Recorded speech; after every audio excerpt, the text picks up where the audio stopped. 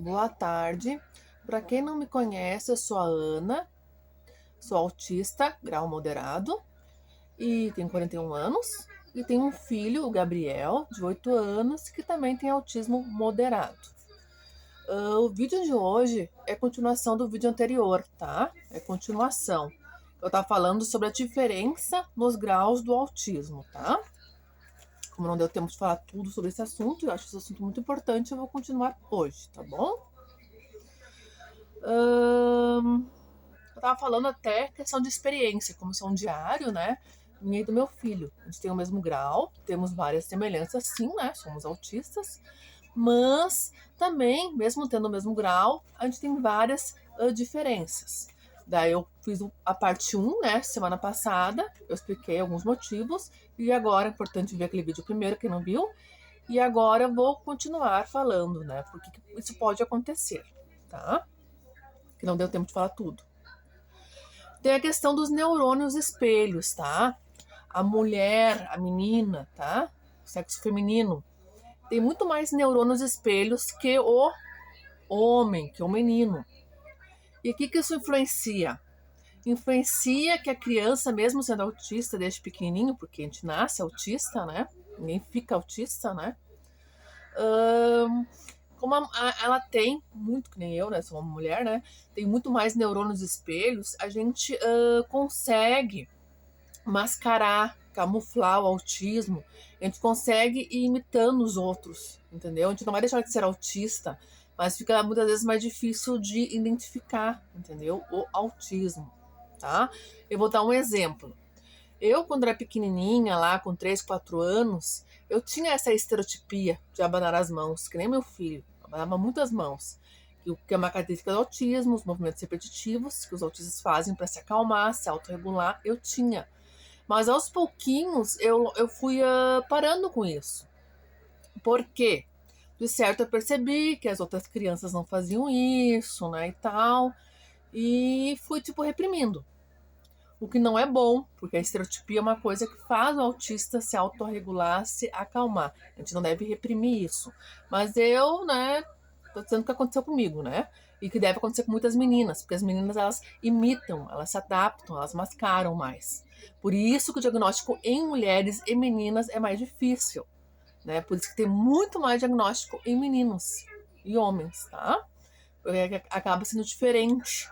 Porque a menina, sem perceber, é uma coisa involuntária, ela vai mascarando, ela vai camuflando, tá? E o meu filho, ele ainda abana muito as mãos. E eu não vou reprimir isso, porque eu sei que é do autismo e que é necessário para ele se acalmar, se autorregular, tá? Eu também tinha uma estereotipia que alguns autistas têm de andar de um lado para o outro. Eu fazia isso quando eu era adolescente, mas eu não fazia isso na frente dos outros. Quando eu estava em casa, minha casa, lá eu morava com meus pais, era uma casa grande, tinha 2 salas. Então eu ia para uma outra sala que a pessoa da minha família quase não usava, ligava o rádio, que eu adorava música, muito, né? Quando eu era adolescente, eu gostava muito, muito de música. Ficava lá sozinha, fechava a porta, ficava escutando música e ficava o tempo todo andando de um lado para o outro, sozinha lá. Então, todo mundo achava que era só uma mania. Hoje eu sei que era uma estereotipia. E meu filho tem essa estereotipia bastante de andar de um lado para o outro, mas ele faz isso em qualquer ambiente, em qualquer lugar. Então acaba chamando mais atenção. E que eu tô dizendo isso? Mais fácil, né? De ver que ele tem autismo, de até conseguir o diagnóstico dele, tá?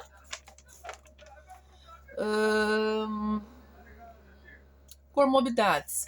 Isso é uma coisa que eu sempre falo, gente, mas que é importantíssimo, tá? Quase todos os autistas têm comorbidades. Pode acontecer de não ter, mas quase todos têm.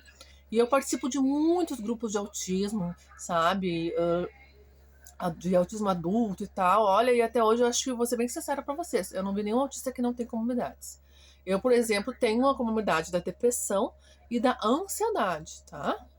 O meu filho e a epilepsia. O meu filho tem epilepsia. As outras eu ainda não consegui identificar, mas eu sei que ele tem. E pode sim o autista ser só autista, mas eu vou ser bem sincera pra vocês, é muito raro. E essas comorbidades vai fazer com que o autista seja diferente do outro também, né? Porque, como eu falei, Um pode ter hiperatividade, outro não. Um pode ter deficiência intelectual, outro não. Um pode ter ansiedade, outro não. Então, isso também vai fazer que o comportamento, entendeu? Seja. As dificuldades, digamos assim, sejam diferentes, tá? O meu filho, por enquanto, diagnosticado, além do autismo, ele tem só epilepsia, mas eu sei que ele tem outras que ainda não consigo o diagnóstico, né? Mas que eu suspeito, que eu tô tentando ir atrás, como a ansiedade, porque tem uma ansiedade muito grande, talvez a dislexia, né? Mas não sei ainda, é só suspeita, né? E então isso também vai fazer que, né, haja diferenças, né? Genética, tá? Eu vi isso no vídeo de uma psiquiatra, tá? Que tem uma parte orgânica do cérebro do autista que alguns autistas, nas intervenções, devido a essa parte orgânica, digamos assim, ele vai conseguir absorver melhor as terapias do que o outro, tá? Isso eu vi uma psiquiatra falando, tá? Num programa de televisão sobre autismo, só falando sobre autismo. E isso é importante saber porque às vezes a mãe se culpa, né? Quando a terapia não tá rendendo, coisa arada e tal. Claro que tu pegar bons terapeutas é importante. A mãe dá todo o apoio necessário e continuar as terapias em casa é importantíssimo. Mas tem a parte orgânica que não depende do autista, não depende do terapeuta e não depende da mãe. E é importante saber isso, até porque não se cobrar e se culpar tanto. Que acontece muito, eu sei porque eu passo por isso. Eu me culpo e me cobro muito, né? Quando as coisas não estão dando como a gente gostaria que andasse. Tem essa parte também, né? Tanto que pode ver até pelas medicações, né? Não existe remédio para autismo, mas muitos autistas, para as comorbidades ou para algumas características, usam medicação. E às vezes um vai usar uma medicação e adianta, outro autista, se usar aquela medicação, vai ficar mais agitado, né? Para ver como não é tudo, né? O cérebro, a parte orgânica, não responde igual para todos os autistas. Isso também vai interferir, né? Nas características, tá? A educação, porque o jeito de educar, né? Se eu subproteger o autista, ele vai se desenvolver de um jeito. Se eu, né, estimular ele assim, ter autonomia, ele vai. Não é que ele vai, gente, ficar de outro jeito, mas o jeito de educar vai interferir. Assim como vai interferir em todas as crianças, né? E eu falo por experiência própria. Eu, em alguns aspectos, eu fui meio mole com o Gabriel, sabe? Tive muita empatia demais. Isso, de certa forma, fez com que ele ficasse mais. Descarregasse mais em mim também. E isso eu tô procurando agora puxar as rédeas, porque eu errei também. Porque a gente, né, é ser humano, a gente erra. Então isso também vai interferir, né, no desenvolvimento da criança. Como até as crianças que não são autistas, né. Então aos poucos eu tô procurando, né, puxar as rédeas. Porque o jeito de educar também vai interferir. Isso sem querer a gente faz, às vezes, né. Ver as dificuldades da criança e acabar sem perceber subproteger.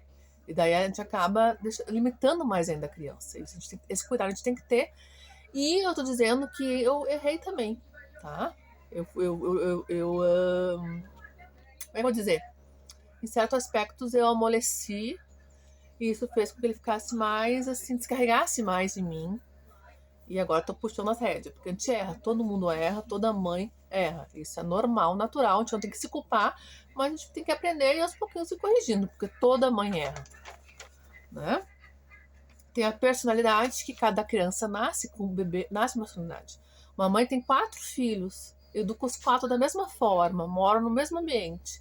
E cada um tem uma personalidade diferente, porque isso já é personalidade. Então, de repente, um autista pode ter por personalidade ser mais calmo, outro ser mais, né, genioso. Então, também tem a personalidade, né? Tem tudo do autismo, tem as outras questões, né, da personalidade.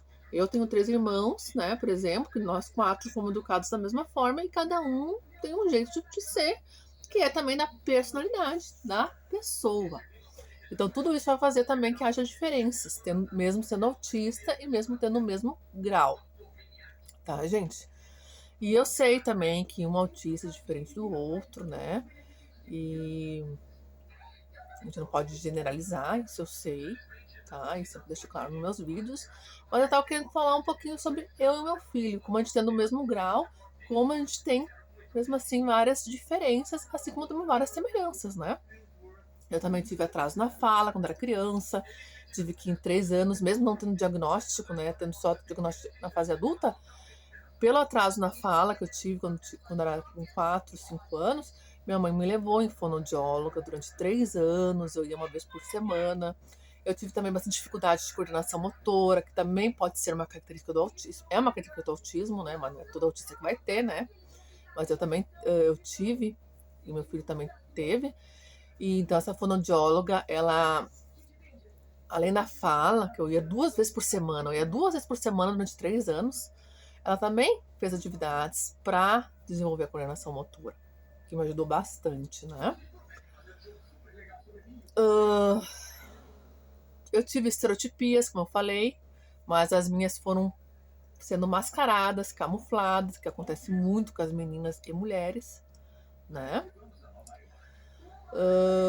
Interagir, já falei nos outros vídeos que eu tive dificuldade, sim. Muitas vezes eu acabava ficando sozinha no recreio, mas muitas vezes acho que quem estava perto de mim via isso como uma timidez, né? Eu também via como uma timidez, né?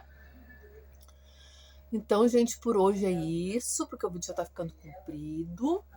Gente, por favor, se gostou, não esqueça de curtir e comentar, porque senão não tenho como saber se realmente eu estou ajudando, se eu estou contribuindo, tá? E se eu não estiver contribuindo, não tem por que eu continuar com esse canal.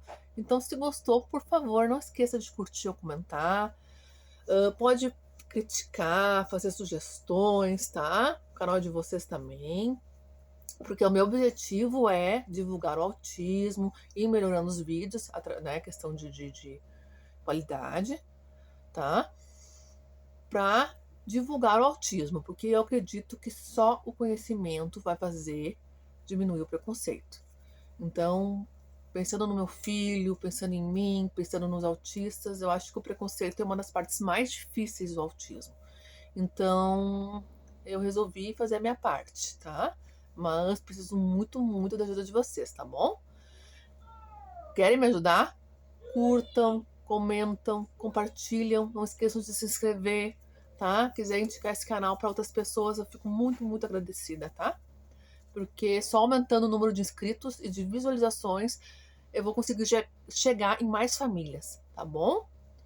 Muito, muito obrigada pela atenção, uma boa semana, fiquem com Deus.